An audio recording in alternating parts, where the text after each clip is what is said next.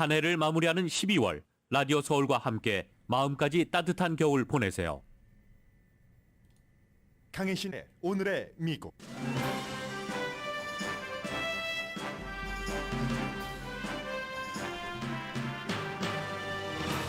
겨울 폭풍으로 거의 60명이 북미에서 사망하고 뉴욕 버팔로에서 사망자의 반 이상이 나왔습니다. 바이든 대통령은 뉴욕주에 비상사태를 선포하고 연방 지원을 한다고 밝혔습니다. 외부와 단절된 아메리카 원주민들은 옷을 태워 추위를 견디고 있습니다.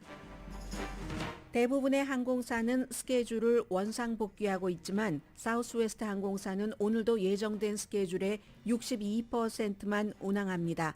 아니죠. 예정된 스케줄의 62%의 운항 취소를 결정했습니다. 왜 이런 일이 일어나는지에 대해 연방교통부에서 조사 중입니다. 할러데이 기간 중 미국 소매 판매는 지난해에 비해 7.6% 늘어났습니다.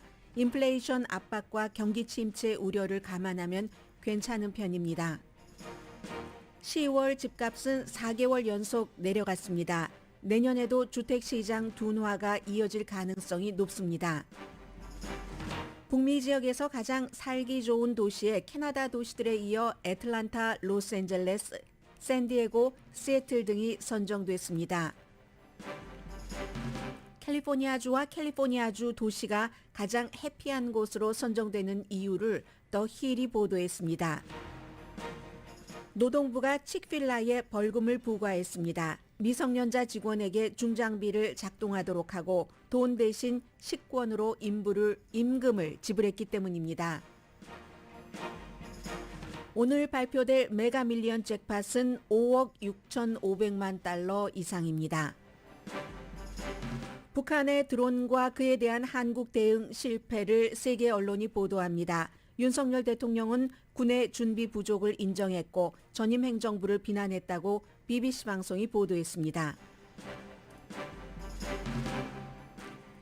여러분 안녕하십니까? 오늘의 미국 강혜신입니다. 할러데이 쇼핑 물론 지금도 시작이 아니라 애프터 크리스마스 쇼핑은 어제 시작이 됐고 보통 이제 연말에 그 할러데이 쇼핑 기간 하면 11월 1일부터 12월 24일 크리스마스 이브까지로 봅니다. 사람들이 내년에 경기가 나빠진다. 그리고 또 인플레이션 그런 걱정 때문에 돈을 좀 덜 써야지 되는 게 아닌가. 이런 것들이 추수감사절 이후부터 크리스마스 쇼핑 직전까지 조금 높아지기는 했지만 예상보다는 괜찮았다고 하거든요. 마스터카드의 스펜딩 그 지수를 보면은 지난해에는 1년 전에 비해서 8.8% 증가했는데 올해는 11월 1일부터 12월 24일까지 1년 전에 비해 7.6% 증가했습니다. 그러니까 지난해 증가폭보다는 적죠 분명히. 그렇지만 전문가들이 예상하기는 지금 여러 가지 생각할 때 7.1% 증가되지 않을까 했는데 그 예상보다는 높은 7.6%였습니다. 블랙 프라이데이는 12% 늘어났다고 하고요. 1년 전에 비해서 온라인 판매 예상했던 대로 10.6%가 늘어났습니다. 그래서 지난 2년 전에 비해서 이커머스 온라인으로 물건을 사시는 분들이 21.6%가 증가했습니다. 이제는 사람들이 사람과 사람이 만나는 이런 것들을 조금 덜 두려워하게 되면서 식당도 1년 전에 비해서 판매가 15.1% 늘어났습니다. 역시 11월 1일부터 12월 24일까지입니다. 소매업소에서 디스카운트 엄청 많이 했었죠. 그런데 이제 소비자들은 7.6% 소비 증가라고 하는데 이 대면 쇼핑도 그렇고 또 어디에 가는 것도 그렇고 이제는 우리 식구들끼리 좀 다른 식구도 방문을 좀 하고 이런 분위기가 높아지면서 돈 쓰는 것을 조금 분배를 했다고 할까요? 다양화시켰다고 할까요? 그래서 소매 판매 물건 딱 사는 것은 7.2%고 그 밖에 이제 할러데이 휴가 등등의 돈을 많이 썼습니다. 이번 그 발표에서는 자동차 산 것은 제외를 시켰습니다. 어쨌든 괜찮았다. 예상보다는. 그게 지금 내용이고요. 텔레비전을 보시면 오늘 온통 캘리포니아주에서 이 방송을 듣고 계신 분들은 전혀 짐작하지 못하시는 뉴스를 이렇게 들여다보면 야, 생각보다 겨울 폭풍이 훨씬 심각하구나 하는 것을 알 수 있습니다. 괴물 같은 겨울 폭풍 이런 얘기들을 많이 하고 있는데 뉴욕에서만 거의 30명이 사망했고요. 캐나다에서도 몇 분이 숨지셨고 북미 지역 같이 이렇게 하고 있기 때문에 날씨대로 볼 때 전체적으로 거의 60명이 숨졌습니다. 지금 수많은 사람들 아직도 전기 들어오지 않고 오늘도 이제 사우스웨스트 에어라인을 포함해서 수천 편의 항공기 그 스케줄이 완전히 뭐 연착은 물론이지만 취소된 것이 굉장히 많습니다. 당연히 이제 인명 피해가 있으니까 바이든 대통령이 뉴욕에 특히 이제 버팔로를 중심으로 해서 연방 정부의 비상 사태를 선포를 했고 연방 정부가 비상 사태를 선포한다는 것은 그만큼 정부에서 줄 수 있는 모든 지원, 특히 이제 여기 돈이 많이 들어가죠. 그런 것을 하겠다고 밝혔습니다. 케이시 호철 그 뉴욕 주지사는 버팔로 출신이죠. 가장 이번에 그 피해가 심한 뉴욕 버팔로는 지금 전쟁 지역입니다.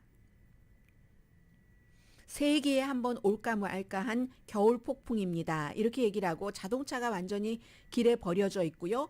어떤 분들은 이 자동차 안에 있는 게 우리가 살 길이다 하고 살아나신 분도 계시고 어떤 분들은 야, 여기선 완전히 덮여버리겠구나 하고 그 자동차를 버리고 추운 길을 몇 마일씩 걸어서 겨우 쉘터라든가 인적이 있는 곳에 도착하시는 분들도 계십니다. 응급 수송 차량도 최악의 지역에는 다다를 수가 없습니다. 지금 눈이 산더미처럼 쌓여서 제가 지금 한쪽에는 전국 네트워크 케이블 뉴스를 보고 있고 또 다른 쪽에는 로스앤젤레스 지역 로컬 뉴스를 보고 있는데 전부 화면은 눈 덮인 어느 미국의 어떤 지역인가를 보여주고 있습니다.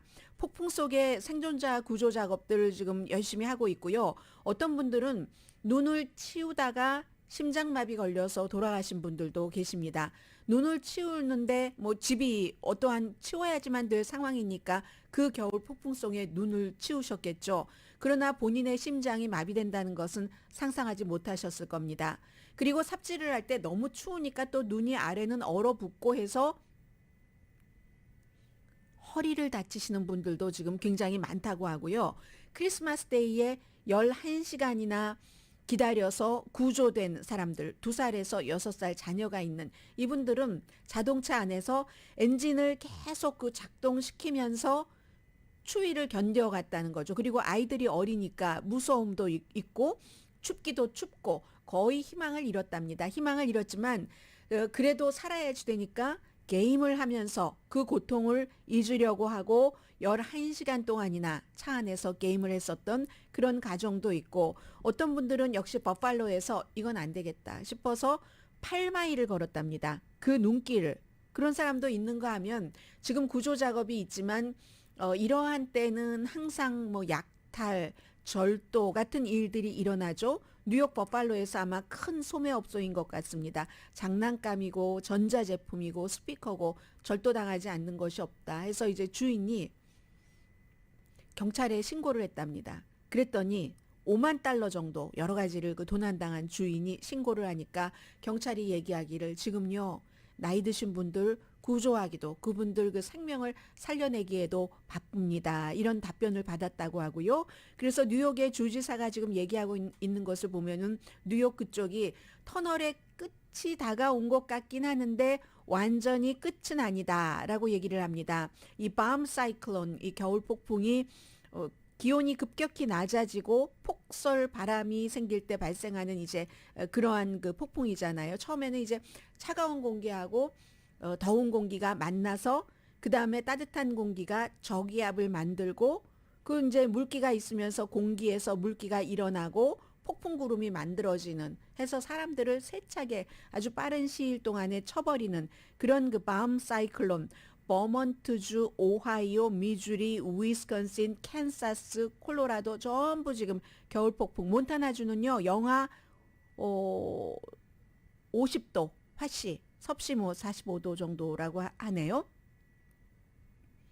그리고 이제 미국 북부, 캐나다, 온태리오, 퀘벡도 지금 하얗게 완전히 올해 2022년은 화이트 크리스마스를 맞기는 맞았습니다. 그런데 뭐 이런 화이트 크리스마스를 누가 원했겠습니까? 아마 여러분들의 그 친인척들이 살고 계시는 어떤 지역인가에는 눈보라, 뭐 폭풍으로 인해서 분명히 그 불편을 겪고 계시는 분들이 계실 겁니다. 전반적으로는 할러데이를 맞아서 여행을 하셨던 분들 대부분의 항공사는 이제 어제부터 시작해서 오늘은 정상 스케줄을 회복을 하고 있습니다.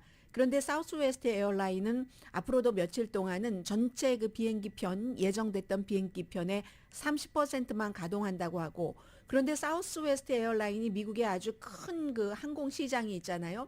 25군데 정도 마켓, 뭐 예를 들어 로스앤젤레스, 시카고, 뭐 뉴욕 이렇게 한 25군데 마켓이 있다고 하면은 그 가운데 23군데 마켓에서 사우스웨스트 에어라인이 가장 그 많이 그 운항을 하고 있습니다. 그러니까 이제 중요한 거죠. 본사는 달라스에 있지만 교통부 장관이 당장 조사한다고 했습니다. 지난번에도 9월 달인가도 한번 이런 일이 있었는데 그때도 교통부에서 개입을 했었고, 역시 오늘도 핏 브리저지 교통부 장관이 이것은 이제 왜 다른 항공사들은 회복이 됐는데 사우스웨스트 에어라인만 앞으로 며칠 동안이나 뭐 30% 정도만 운항을 한다고 하니까 여러분들도 사우스웨스트 에어라인을 통해서 예매를 하신 분들은, 티켓 예약을 하신 분들은 전부 점검을 하셔야지 되고요. 이런 일이 왜 일어났는가에 대해서 꼼꼼히 조사를 해서 앞으로도 이제 환불 시스템 같은 것을 더 소비자에게 좋게 바꾸고, 그리고 만약에 규정대로 지키지 않아서 이런 일이 일어났다면 분명히 악천후인 것은 사실이지만, 그렇지만 다른 항공사들이 피했을 때 사우스웨스트 에어라인이 피하지 못했다면 뭔가 벌받을 일이 있는가 해서 이럴 때 벌은 뭐겠습니까? 그 항공사에 다시는 일이 일어나지 않도록 벌금을 물게 하는 그런 일들, 지금 연방 규정을 위반했는가를 조사를 하고 있습니다. 로스앤젤레스에서는 이제 겨우 오늘부터 그 비가 내린다고 하는데, 비가 내려서 좋은 면도 있지만 겨울 같기도 하고, 그렇지만 이제 다른 뭐 눈보라로 사람들이 숨지고 이런 지역을 생각을 하면은 뭐 다행이다 이런 느낌은 들 수 있을 텐데, 지금 눈이 오는 곳은요, 로스앤젤레스라든가 캘리포니아주에서 상상하기 힘든 정도랍니다. 사우스다코타의 원주민 부족, 그 사우스다코타의 원주민 그 파인리츠 인디언 보호구역, 이 인디언 보호구역이 우리 그 대도시처럼 막 모여 살고 사람들이 많고 가게가 있고 식당이 있고 뭐 어떠한 그 연예 시스템 같은 것이 있고 사람들이 오락을 즐길 만한 그런 건 아니지만, 크기 정도가 사람들은 한 몇만 명밖에 안 사는데 4만 6천 명 정도 사는데, 크기는 커네디컷 한 주의 이제 그 한 주와 비슷하답니다. 그 크기가. 그런데 이 파이니츠 인디언 보호구역에 눈이 30인치 이상이 내렸답니다. 그러니까 뭐 거의 80cm 정도는 되겠네요. 그런데 바람이 너무 파워풀하기 때문에 이 바람이 저쪽에서부터 어디선가 뭐 산등성이에 있는 눈들을 뭐 사람이 살고 있는 곳으로 불어서 쓸려서 내려가겠죠. 그러니까 눈이 1피트도 아니고 2피트도 아니고 6피트도 아니고 12피트가 쌓였답니다. 그러면 여기가 고립되는 거잖아요. 그래서 이제 이 그 인디언 보호 구역의 리더들이 얘기를 하는데, 우리는 지금 지고 있는 싸움을 하고 있다. 이 눈보라와 자연과 지고 있는 싸움을 하고 있다 하고, 뭐 방위군을 보내려고 해도 어떤 경우에 쉽게 도착할 수가 없고, 장작이 있죠. 장작 더미를 분명히 그 아메리칸 인디안들이 쌓아 놓았겠죠. 겨울을 대비를 해서 쌓아 놓았는데 그 장작 더미에 접근을 할 수가 없습니다. 그래서요, 옷가지를 태워서 그 추위를 견디고 있고, 또 인디언 그 아메리칸 인디언들도 아이들이 있잖아요. 아이들 분유가 없어서 어떤 그 부모는 몇 마일을 그 눈보라를 뚫고 가서 아이 먹을 것을 구해온다든가, 아이 분유가 없어서 나흘 동안이나 집안에 그 갇혀 있다가 아이가 굶을 수는 없잖아요. 그러니까 그 8마일을 눈보라를 뚫고 걸어갔다던가. 그래서 이제 정부에서 구조를 해주려고 구조단을 보내면, 예를 들어 디젤 연료가 너무 추우니까 얼어붙어서 디젤 연료가 그 리퀴드가 젤이 돼 버린답니다. 그러면 차가 고장이 나죠. 고장이 나니까 분유를 가져다 줄 수가 없는 그런 그 지금 최악의 상태고, 그럴 때 인간은 다시 과거로 돌아갑니다. 그 추운데요.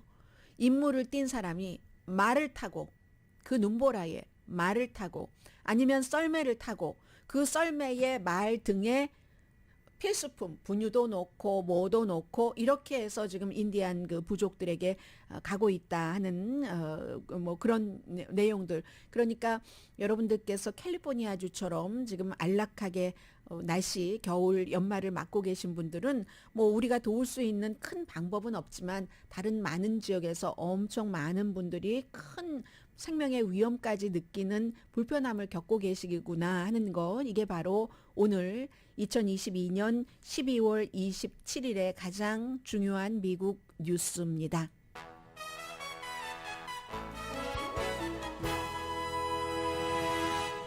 오늘의 미국은 유한양행 뉴 오리진 건강식품과 유정란 배반엽 줄기세포 화장품 전문회사 셀리온, 이민법 가정법 전문 제인정 종합법률사무소, 프리미엄 고기 쌈밥 전문 레스토랑 쌈, 재래식으로 직접 만든 검정콩 생순두부 수라원 순두부, 한국 홈쇼핑 공동 후원입니다. 잠시 뒤에는 좀 밝은 뉴스, 즐거운 뉴스 전해드립니다.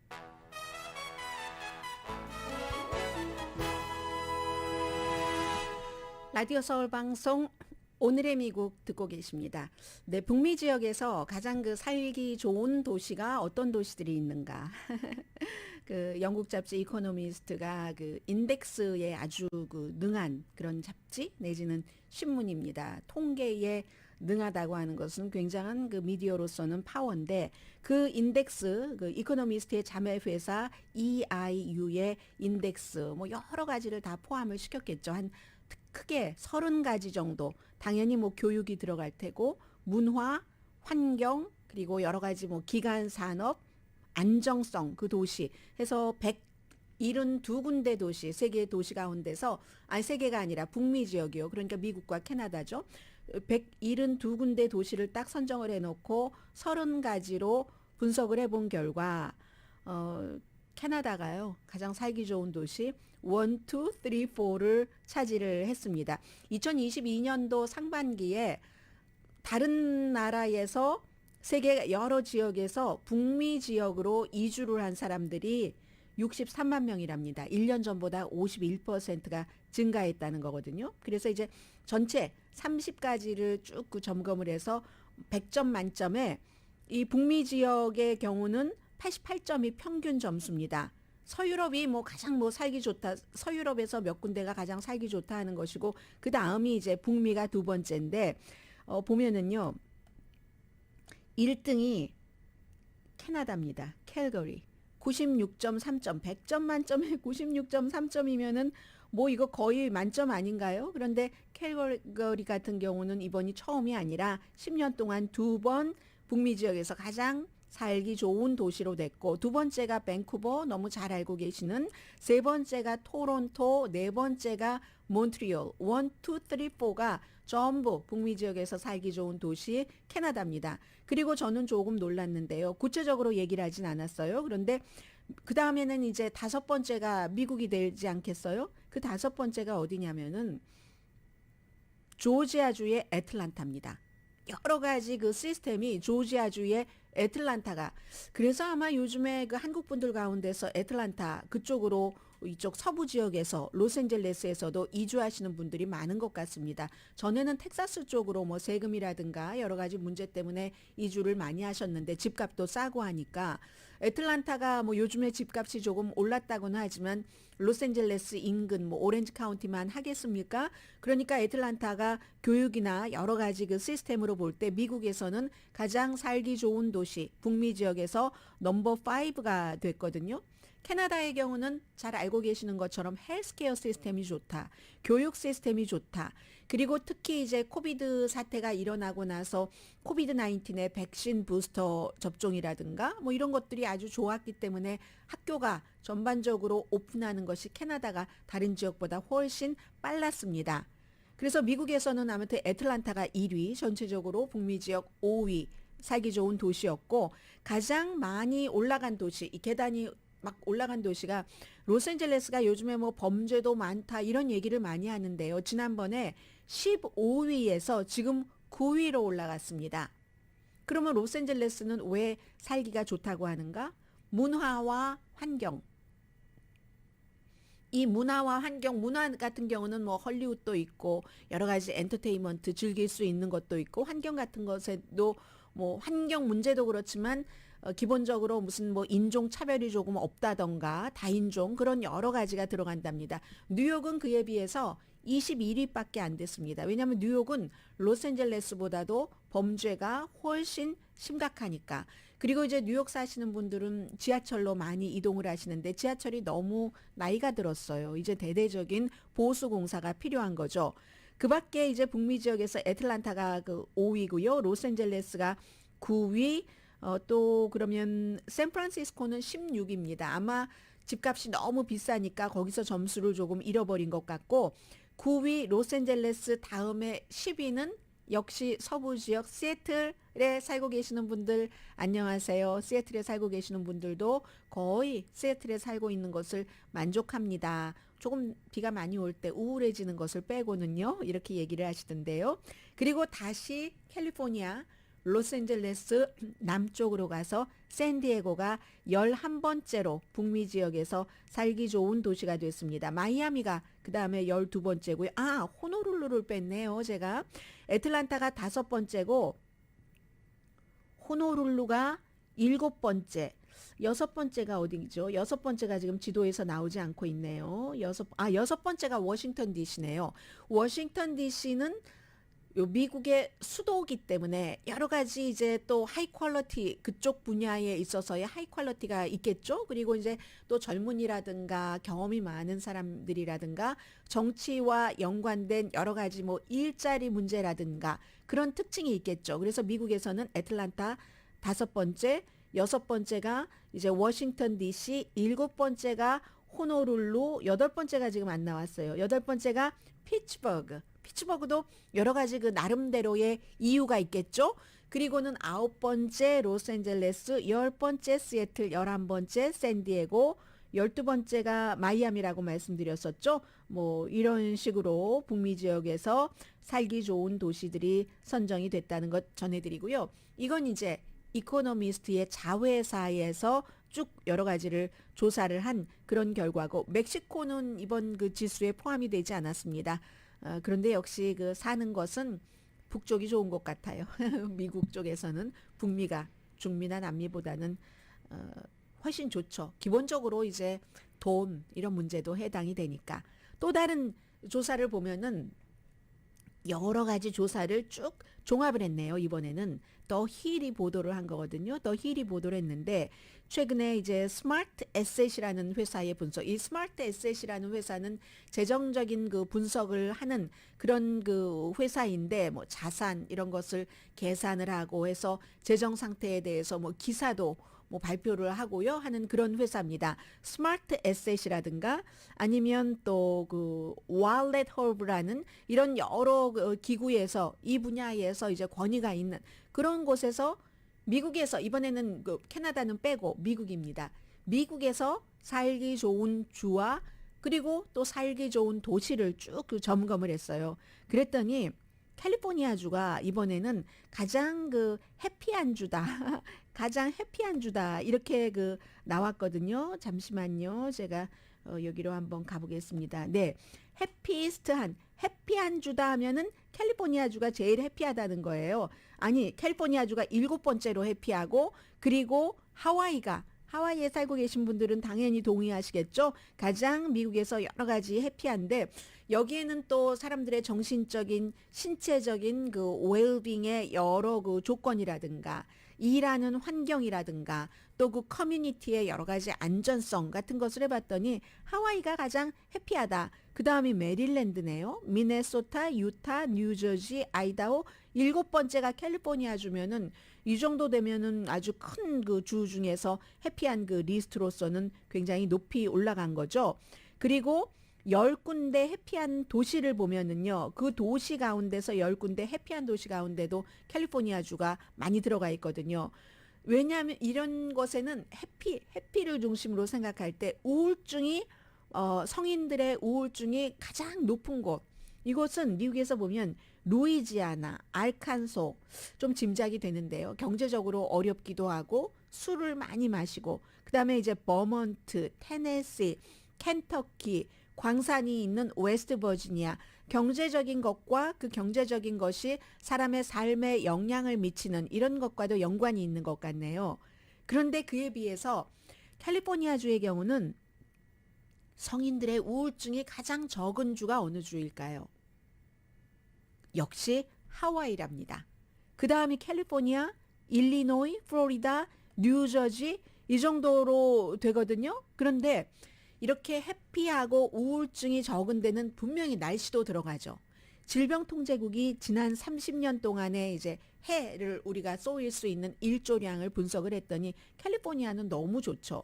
게다 대고 이제 캘리포니아주는 1시간 운전하면 해변으로 갈 수 있고 또 2시간 운전하면 스키 타는 데 갈 수 있고 레이크타워를 갈 수 있고 그런 그 삶의 질이죠.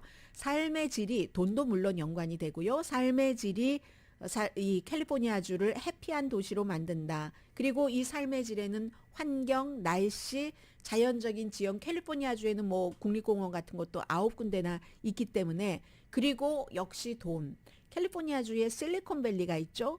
실리콘밸리 뭐 로스앤젤레스와는 상관이 없지만 그쪽은 뭐 산책로도 많고 돈도 많이 벌지만 뭐 쇼핑하기도 좋고 캘리포니아 주 전체적으로 보면은 중간 소득이 미국이 뭐 한 7만 달러 조금 넘는다고 하면은 7만 1,000달러 정도 된다고 하면 캘리포니아주는 10만 달러 넘고 실리콘밸리는 더 많을 것이고 물론 실리콘밸리에서도 어떤 직업을 가지고 일을 하시냐에 따라서 차이는 있겠으나 아무튼 자연적인 환경이 캘리포니아가 날씨부터 시작해서 국립공원, 바다 여러 가지가 좋아서 전체적으로 성인들이 이 정도는 신체 운동을 했으면 좋겠다 하는 것을 한 53% 정도만 충족을 시킨다고 하거든요. 그에 비해서 캘리포니아 성인들은 권장 그 신체 활동량의 70%는 한답니다. 100%가 만점이라면 70% 왜냐하면 산도 있고 뭐 강도 있고 바다도 있고 하니까 아무래도 그렇잖아요. 뭐 등산 클럽들도 무척 많죠. 게다 대고 실리콘밸리 쪽으로 가면은 돈을 많이 버니까 돈을 많이 벌면 아무리 뭐 돈이 중요하지 않습니다라고 얘기하시는 분들도 계시지만 돈이 왜 안 중요하겠어요. 인간들의 어떤 기대감, 만족감을 어디까지는 해주기 때문에 그리고 그 같은 그 돈으로 건강을 유지할 수가 있잖아요. 여러 가지 여가 선용 이런 것뿐만이 아니라 돈이 있어야 건강보험도 있고 그리고 건강보험이 커버하지 않는 예방 차원의 음식을 잘 먹는다던가 아니면 어떠한 의료 시스템도 더 좋은 곳으로 갈 수 있다던가 해서 캘리포니아주의 기대 수명은 80.9세 전국 평균보다 높다는 것 말씀을 드립니다. 그런저런 뭐 가난도 적고 그러니까 자연스럽게 캘리포니아주가요 다른 주보다 결혼하는 비율이 높다고 하거든요. 소셜 관계도 좋고 이건 이제 인종적인 다양성을 그 캘리포니아주에서 조금 더 소수 인종이 살기가 편하니까 그런 것들이 있는데 제가 여러분들께 이 말씀을 드리면서 1시간 가면 해변이 있고 2시간 가면 뭐 레이크타워가 있고 스키를 탈 수 있고 여름에는 또 물놀이를 할 수가 있고 레이크타워 가면은 또 말도 탈 수가 있잖아요. 그 산에서 이런 모든 것을 할 수 있는데 이런 본인들의 그 주변 환경 캘리포니아 주뿐만이 아니라 어느 곳에서 애틀란타에서 이 방송을 들으시던 시카고에서 이 방송을 들으시던 여러분들 주변에 많은 것들이 있는데 심지어 다른 나라에서 유럽에서 라구나 비치로 어디로 산타모니카로 말리부 비치로 오고 애틀란타에 어디로 가고 하는데 여러분들께서는 1시간이나 2시간 시간을 내시는 것이 어려우셨죠. 우리가 처음에 이민 왔을 때 빼고는 그런 때를 빼고는 어디 말리부의 이름 모를 그 거대한 무슨 그 바닷가에 있는 무슨 동굴처럼 작은 동굴처럼 생긴 곳에 막 맨발 벗고 가서 좋다고 하고 그런 일들이 그 근처에 산에 가고 하는 일들이 많지 않잖아요. 역시 주변에 있다 하더라도 즐기는 것이 더 중요하다 이런 생각을 연말에 해보게 되고요. 잠시 뒤에 돈 얘기 전해드립니다.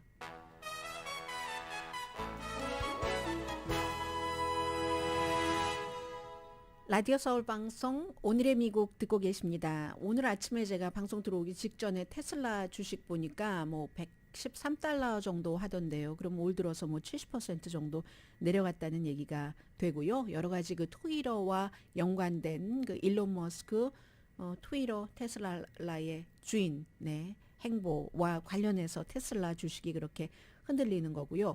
집값이 4개월 연속 내려갔습니다. 판매는 지금 뭐 10개월인가 11개월 연속 내려갔는데 당연히 뭐 이자율 때문에 그렇고요. S&P 케이스 쉴러의 지수를 보면은 10월 달입니다.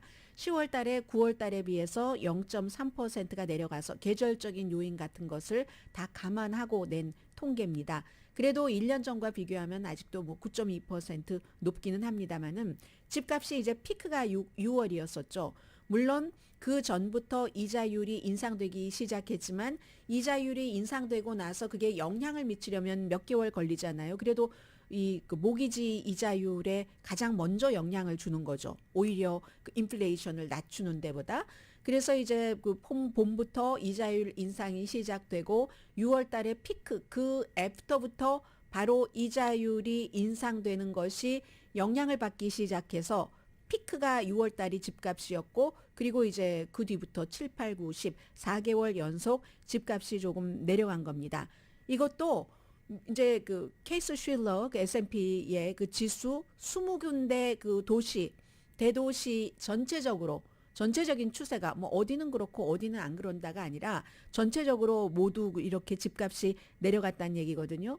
2021년 말에 올라갔고 2022년 올해 초도 이자율 인상이 있기 전까지는 뭐 처음 몇 개월도 조금 올라갔었습니다. 아무튼 그래서 10년 이상 올랐던 그 집값이 지난 몇 개월 사이에 지금 내려가고 있고 이자율이 지금 뭐 기준금리가 뭐 4.25, 4.5 정도 되니까 아무래도 개인의 크레딧 여러 가지를 감안을 하고 은행에서 중간에 뭘 해야 되고 하니까 6% 이상 되죠. 바이어도 지금 뭐 주춤하고 있고 셀러도 조금 주춤하고 있고 집값이 워낙에 그동안에 팬데믹 기간 동안에 부풀려져 있어서 그 부풀려진 것 게다 대고 이자율 인상 합치면은 결론은 이겁니다. 내년에도 특히 이제 한국 분들이 부동산 에이전트 하고 계시는 분들이 너무 많으시기 때문에 2023년에도 주택시장 둔화는 이어질 것 같다. 그렇다고 뭐 집값이 폭락한다 이런 예상은 없지만 그렇다는 얘기예요.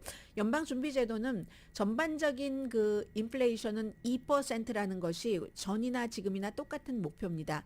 지금 뭐 7%가 조금 넘는데 그리고 주택에서도 주택이라든가 이런 덩치 큰 물건 자동차 이런 것들이 인플레이션을 낮추는데 큰 영향을 미치잖아요. 그래서 주택시장도 조금 둔화되기를 원합니다. 특히 이제 집값 비싼 것 이런 것에 대한 수요를 낮추기를 원하는데 그런데 이제 문제는 이런 게 있죠.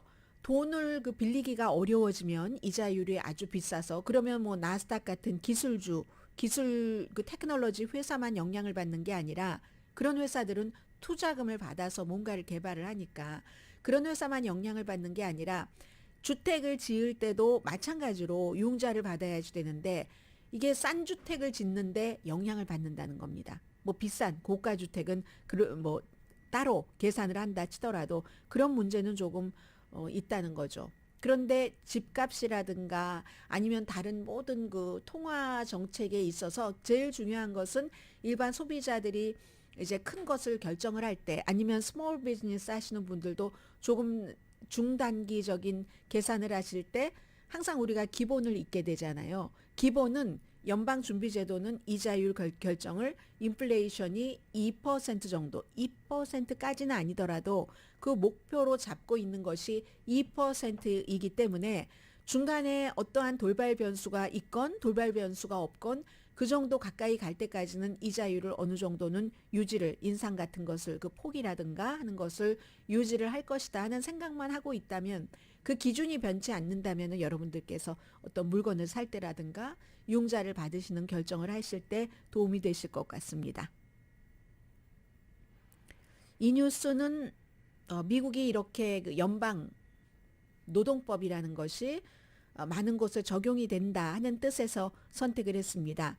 연방노동부가 노스캐롤라이나주에 있는 칙필라에 벌금형을 내렸습니다. 왜냐하면 이 칙필라가 18살 미만에게 아주 그 무겁고 또 유해가 되는 그런 그 기계를 쓰도록, 그 칙필라 같은 패스트푸드 레스토랑에서는 18살 미만도 아르바이트를 하겠죠. 할 수 있는데 그런 어린 학생들에게, 학생 아니면 어린 그 18살 미만에게 일을 시킬 때는 시켜야 될 일과 시키면 안 될 일이 분명한 겁니다. 그게 처음에 지난번에도 한번 위반을 했대요. 그러다가 이번이 두 번째인데 이 기계가 어떤 기계였냐면 쓰레기를 압축하는 그 기계랍니다. 쓰레기를 압축하는 기계를 미성년자가 사용을 하고 그리고 뭐 그것을 뭐 여기저기로 옮기고 하는 그런 일을 하게 했다는 것이고, 또 하나는 여름에 아예 광고를 했대요. 이 칙필라가 뭐 여기서 일을 하면은 칙필라를 너무 어린 학생들, 어린 그 미성년자들이 좋아하니까 식권으로 대신 그 바우처로 대신 준 거죠. 말하자면 식권인 거예요. 돈을 주는 대신에. 근데 그것도 위반이랍니다. 연방법에 일을 시키면 캐시로 주거나 아니면 뭐 법정 화폐, 그게 뭐 요즘은 뭐 비트코인이 되든지 뭐 어떤 디지털 화폐가 되든지 어떤 화폐로 지급을 해야지, 이 일하는 곳이 식당이라고 해서 우리 식당에서 음식을 사 먹을 수 있는 식권으로 줘서는 안 된다는 겁니다. 그래서 지금 $6,450 벌금을 물게 했고, 노스캐롤라이나의 핸더슨이라는 곳에 있는 칙필라 그 스토어랍니다. 그리고 7명 일한 그 미성년자들에게 $235는 식권 줬어도 뭐 그 식권 뺏지는 않을 것 같고 다시 돈을 줘야지 된다. 이게 어린이 노동법, 연방 노동법에 따른 건데, 어린이들이 스몰 비즈니스 업체에서 이렇게 패스트푸드 식당에서 일을 할 때도 그 어린이들이 일할 때는 항상 교육의 기회 아니면 그 어린이들의 건강에 위태롭지 않게 업주가 해야지 될 책임이 있답니다. 1년 내내 그렇게 책임이 있기 때문에 그 책임과 그 유해하지 않는다는 책임과 돈은 반드시 캐시로 아니면 법정 화폐로 지불을 해야지 되는데 이 같은 것을 위반했기 때문에 벌금을 부과하게 한다. 칙필라 본사에서는 우리는 모르는 일이다 하는데, 뭐 어떤 경우는 이 프랜차이즈의 경우는 그 헤드쿼터와 프랜차이즈와의 그 관계가 있기 때문에 뭐 가족적인 관계도 있고 완전 분리하는 관계도 있고 해서 그 부분은 어떻게 되는지 모르겠습니다만 아무튼 이런 일이 있다고 하고요. 그리고 적어도 한 명의 운명은 바꿀 수 있는, 한 명의 운명은 바꾸고도 남을 그럴 일이 있는데 잠시 뒤에 광고 들으시고 나서 전해드리겠습니다.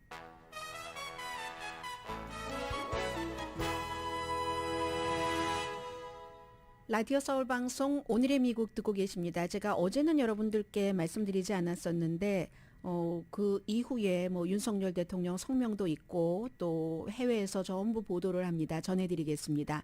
어떤 일이 있었냐면 5대의 북한 드론이 한 대는 거의 서울에 약간 그 서쪽까지 있어서 5시간 동안 한국에서 추격을 했습니다. 뭐 전투기, 공격 헬기. 그런데 오히려 뭐 100발 정도 발포로도 격추되지 않았고 전투기 한 대가 추락해서 조종사 2명이 탈출해서 뭐 신변은 안전합니다. 그런데 이제 한 대는 서울 가까이까지 가서 자동차로 뭐 갔을 때 한 1시간 정도 거리. 그리고 이 5시간 동안 추격을 했었던 그 드론은 영국의 BBC 방송에 의하면 모두 북한으로 돌아갔답니다. 안전하게. 한국에서는 뭐 하나만 북한으로 돌아갔고, 그리고 이제 한국도 똑같이 그만큼 간 거리만큼 드론을 북한 쪽으로 띄웠다 하는데 어쨌든 격추되지는 못했고 정찰용 드론입니다. 그러니까 작은 드론이에요. 전부 펼쳐도 날개까지 펼쳐도 한 2m 정도밖에 되지 않는, 그렇지만 상업용 뭐 그 비행기 이륙이 중단됐고, 북한이 2014년 이후에 여러 번 2017년도 그렇고 이 드론을 보냈는데 결국은 전투기로 대응까지 했는데도 전투기로 대응하는 건 드문 일이고요. 실패를 했습니다. 윤석열 대통령이 첫 번째 군의 그 준비가 부족했다 인정했고, 두 번째 북한의 군 활동을 모니터하는 부대를 창설하겠다. 아주 그 속도를 내서, 세 번째 거기에 이제 최첨단 그 스텔스 드론을 공급하는 부대다. 네 번째는 문재인 대통령을 비난했습니다. 접경 지역에서 적대 행위를 금지하는 남북 군사 협정을 포함한 그러니까 비행 금지 구역을 설정을 했잖아요. 물론 북한이 위반을 했습니다만 이 북한과의 정책에 있어서 지난 행정부가 여러 가지를 잘못하고 준비를 덜 했다 하는 뭐 그런 내용입니다. 합참 의장은 진짜 위협인 공격 드론, 이번에는 왜냐하면 정찰하는 거니까 사진도 찍어 갔겠죠. 지난번에도 사진 찍어 가서 그 찍은 사진까지 공개를 했었는데 진짜 위협인 공격 드론을 대응할 능력은 있지만 더 이렇게 작은 드론을 탐지하고 타격하는 능력에 한계가 있다고 인정을 했습니다. 그래서 앞으로 잘하겠다는 건데 해외에선 이 내용들을 어떻게 보냐면 BBC의 서울 특파원 진 맥킨지 씨 같은 경우도 드론이 서울 가까이까지 왔다는 것, 서울을 감시하고 갔다는 건 정말 예민한 지역에 사진을 찍었다 하는 게 되잖아요. 그래서 이달 초에 북한이 한국을 감시하는 데 사용할 첫 번째 정찰 위성을 개발하는 테스트를 했다고 주장을 했었고 시험 중 찍은 항공 사진도 공개를 했었습니다. 왜 북한이 이런 일을 하는가? 기본적으로는 무기를 개선을 하고 그리고 미래의 미국과 협상을 할 때 미국이 북한에 대해서 제재 완화를 하도록 미국을 압박하기 위해서 드론 그 실력이 많이 향상이 됐다는 얘기도 되고요. 오늘의 미국은 유한양행 뉴오리진 건강식품과 유정란 배반엽 줄기세포 화장품 전문회사 셀리온, 이민법 가정법 전문 제인정 종합법률사무소, 프리미엄 고기 쌈밥 전문 레스토랑 쌈, 재래식으로 직접 만든 검정콩 생순두부 수라원 순두부, 한국 홈쇼핑 공동 후원이었습니다. 10시에 좋은 아침 좋은 하루 방송됩니다. 한국에서는 무슨 드론 이런 문제가 나와도 자칭 그 전문가들, 군사 전문가들도 많고요. 그리고 자칭 군사 전문가들이 진영적인 논리로 해석하는 경우가 많습니다. 그래서 제가 앞에 말씀드렸던 맨 마지막 부분, 그런 것이 이제 북한의 그 목적이다 하는 것들을 여러분들께, 그리고 위험하다, 서울까지 왔는데 그 전에 몇 년 동안 무엇을 하고 하나도 준비하지 않았는가, 이런 그 해외의 시각을 전해드렸고요. 그리고 오늘 메가밀리언 잭팟이 5억 6,500만 달러 이상이라서 한 사람의 운명은 바꾸고도 남을 만한 액수라서 전해드립니다. 오늘 저녁 8시 로스앤젤레스 시간으로 발표가 되고요. 지난번에 캘리포니아주와 플로리다주에서 마지막 매가 5억 20만 달러짜리였었잖아요. 이 6개 숫자가 뭐라고, 확률도 3억 뭐 3억 뭐 얼마 만의 일이라고 하는데 그런데도 되는 사람 있잖아요. 강예신이었습니다.